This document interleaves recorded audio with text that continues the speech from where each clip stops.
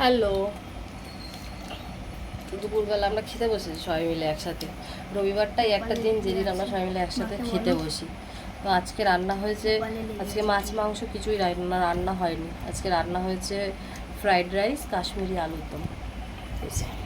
Fried rice, Kashmiri আলুর দম। মা খাচ্ছে,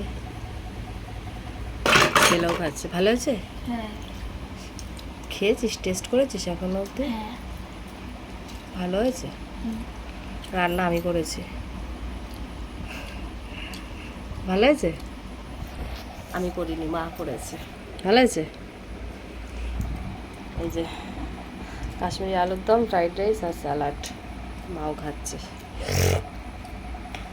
তো আজকে হঠাৎ করে দুপুরবেলা ইচ্ছা হলো যে ফ্রাইড রাইস আর আলুর দম খাবো, সেই জন্য ফ্রাইড রাইস। আর প্রত্যেক রবিবার তো মাছ মাংস সমস্তই খাওয়া হয়, একটা দিন নয় নিরামিষ খেলাম। ভালো লাগে মাঝে মাঝে ফ্রাইড রাইস আর কাশ্মীরি আলুর দম খেতে। পোলাওটা আমি ভালো খাই না বলে সেরকম একটা হয় না। পোলাওর থেকে আমি মনে করি ফ্রাইড রাইস খাওয়া ভালো। পোলাওকে তো আমার খুব ভালো লাগে না, মিষ্টি লাগে, সেই জন্য পোলাওটা খুব কম হয় আমাদের ঘরে, ফ্রাইড রাইসটাই বেশি হয়। দুধটা আছে না, দুধটা অন্যরকম টেস্ট হচ্ছে। দুধটা আছে একটু অন্যরকম টেস্ট হচ্ছে। এই প্রথম ফ্রাইড রাইসের মধ্যে মা গুঁড়ো দুধ দিয়েছে, তো ভালো লাগছে। গুঁড়ো দুধটা দেওয়ার পরে ভাপে বসিয়েছে। ননা বলেছে, ননা এটা কে বলেছে? ননা।